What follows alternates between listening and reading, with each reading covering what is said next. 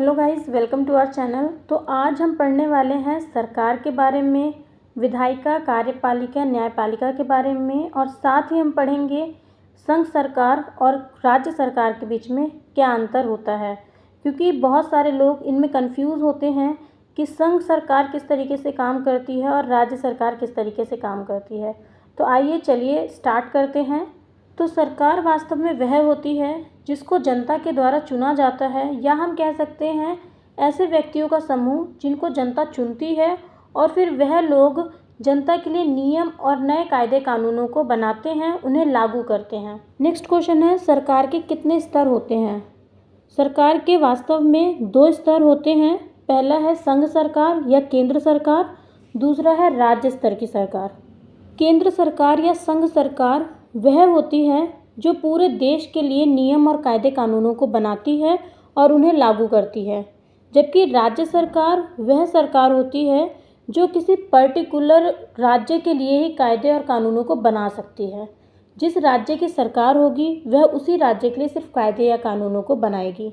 Next question है, सरकार के कितने अंग होते हैं? तो वास्तव में सरकार के 3 अंग होते हैं, चाहे वह संघ सरकार हो चाहे वह राज्य सरकार हो, दोनों के ही 3 अंग होते हैं। तो पहला है विधायिका, दूसरा है कार्यपालिका और तीसरा है न्यायपालिका। तो आइए चलते हैं, सबसे पहले हम संघ सरकार के अंगों के बारे में पढ़ते हैं कि उसके अंतर्गत कौन कौन से लोग आते हैं और किस तरीके से वे काम करते हैं। तो पहला है विधायिका। तो संघ सरकार में जो विधायिका है उसके अंतर्गत आते हैं आपकी संसद, जिसमें आपको राज्यसभा और लोकसभा देखने को मिलती है। दूसरा है कार्यपालिका, जिसमें आपको 4 लोग देखने को मिलते हैं जो मिलकर पूरे देश के लिए काम करते हैं।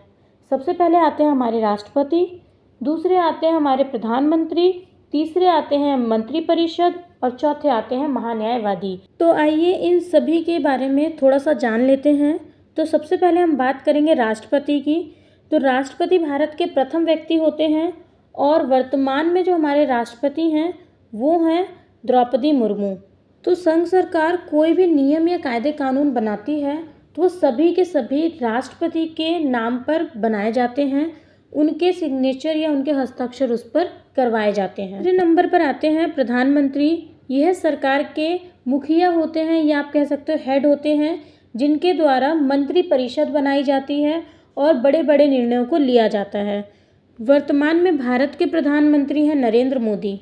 तो तीसरे नंबर पर आते हैं मंत्रिपरिषद, जिसमें 3 तरह के मंत्रियों को रखा जाता है। पहले होते हैं कैबिनेट मंत्री, दूसरे होते हैं राज्य मंत्री और तीसरे होते हैं बिना विभाग के मंत्री। चौथे नंबर पर आते हैं महान्यायवादी, जिनको अटॉर्नी जनरल कहा जाता है, और यह भारत सरकार के मुख्य कानूनी सलाहकार होते हैं और यह समय समय पर केंद्र सरकार की विभिन्न निर्णयों को लेने में मदद करते हैं।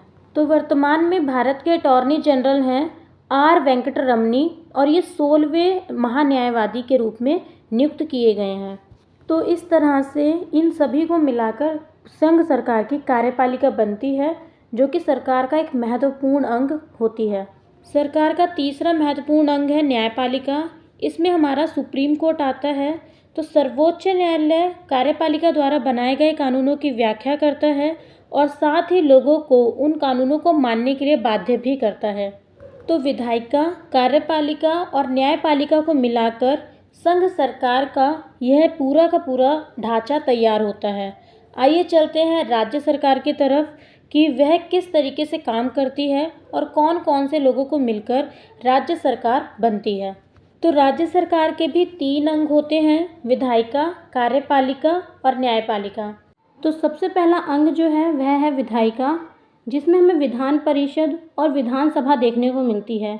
लेकिन यहाँ पर खास बात यह है कि विधान परिषद सभी राज्यों में नहीं होती है, यह केवल 6-7 राज्यों के अंदर देखने को मिलती है। तो जहाँ पर विधायिका के दोनों सदन देखने को मिलते हैं उन राज्यों के नाम हैं आंध्र प्रदेश, तेलंगाना, कर्नाटक, महाराष्ट्र, उड़ीसा, बिहार और उत्तर प्रदेश। विधान परिषद बिल्कुल राज्यसभा की तरह काम करती है और विधानसभा बिल्कुल लोकसभा की तरह काम करती है। आइए चलते हैं दूसरे अंग की तरफ। तो दूसरा अंग है कार्यपालिका। कार्यपालिका का निर्माण 4 पदों को मिलाकर किया जाता है, जिसमें सबसे पहले आते हैं राज्यपाल, दूसरे नंबर पर आते हैं मुख्यमंत्री, तीसरे नंबर पर आती है मंत्रिपरिषद और चौथे नंबर पर आते हैं महाधिवक्ता। तो आइए इनके बारे में एक एक करके जान लेते हैं। तो सबसे पहले आते हैं राज्यपाल। अगर हम राज्यपाल की बात करें तो यह राज्य के पहले नागरिक होते हैं, जिस प्रकार राष्ट्रपति देश के पहले नागरिक होते हैं। तो राज्य में होने वाले सभी काम राज्यपाल के नाम पर ही किए जाते हैं और सभी राज्य का अपना राज्यपाल होता है। राज्यपाल का कार्य बिल्कुल राष्ट्रपति के जैसा ही होता है, बस यह राज्य स्तर पर कार्य करते हैं। दूसरे नंबर पर आते हैं मुख्यमंत्री। अगर हम बात करें तो मुख्यमंत्री राज्य स्तर पर सरकार की मुखिया होते हैं। सभी राज्यों के अपने अपने मुख्यमंत्री होते हैं, जैसे यूपी में योगी आदित्यनाथ, बिहार में नीतीश कुमार। अगर हम मुख्यमंत्री की बात करें तो यह राज्य स्तर पर कायदे कानूनों को लागू करती है और उन्हें बनाती है। इनकी सलाह के द्वारा ही मंत्रियों का चयन किया जाता है और उनको नियुक्त किया जाता है। तीसरे नंबर पर आते हैं मंत्रिपरिषद। तो राज्य स्तर पर भी अगर हम मंत्रिपरिषद की बात करें तो इसमें मुख्यमंत्री के द्वारा चयन किए गए लोगों को ही मंत्री बनाया जाता है, जो राज्य के लिए कायदे कानूनों का निर्माण करते हैं। चौथे नंबर पर आते हैं महाधिवक्ता, जिनको advocate general of the state कहा जाता है। अगर हम बात करें तो महाधिवक्ता की सारी शक्तियाँ महान्यायवादी की तरह ही होती हैं। यह राज्य की सरकार के मुख्य कानूनी सलाहकार होते हैं। अगर हम बात करें यूपी के महाधिवक्ता हैं अजय कुमार मिश्रा, बिहार के महाधिवक्ता हैं प्रशांत कुमार शाही, हरियाणा के महाधिवक्ता हैं BR महाजन। तो इस प्रकार सभी राज्यों के अलग अलग महाधिवक्ता होते हैं, जो सरकार की समय समय पर मदद करते हैं और उन्हें कानून बनाने में अपना सलाह मशवरा देते हैं। तो महाधिवक्ता और महान्यायवादी दोनों ही काफ़ी ज़्यादा महत्वपूर्ण होते हैं और लोग बहुत ही ज़्यादा दोनों में कंफ्यूज होते हैं कि महान्यायवादी कौन है और महाधिवक्ता कौन है। इसलिए मैं एक बार फिर से बता देती हूँ कि महान्यायवादी जो होते हैं वो केंद्र सरकार के कानूनी सलाहकार होते हैं, जबकि महाधिवक्ता जो होते हैं वो राज्य सरकार के कानूनी सलाहकार होते हैं। तो राज्य सरकार का तीसरा अंग है न्यायपालिका, जिसमें हमें हाई कोर्ट, उच्च न्यायालय देखने को मिलती है, जो राज्यों को लेकर कानून की व्याख्या करती है और संविधान की व्याख्या करती है और नए नए कानूनों को लागू करवाने में सरकार की मदद करती है। उच्च न्यायालय राज्य में होने वाले सभी विवादों का निवारण करती है और यह राज्य में सबसे ऊपरी अदालत होती है। इस प्रकार सरकार के तीनों अंगों को मिलाकर राज्य सरकार का निर्माण होता है, जो सभी राज्यों में अलग अलग देखने को मिलती है। तो आज हमने केंद्र सरकार और राज्य सरकार के बीच में तुलनात्मक अध्ययन किया कि केंद्र सरकार की विधायिका, कार्यपालिका और न्यायपालिका में कौन कौन लोग आते हैं और वहीं राज्य सरकार की विधायिका, कार्यपालिका और न्यायपालिका में कौन कौन लोग आते हैं।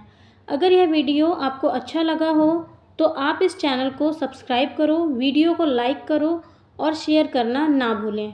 धन्यवाद।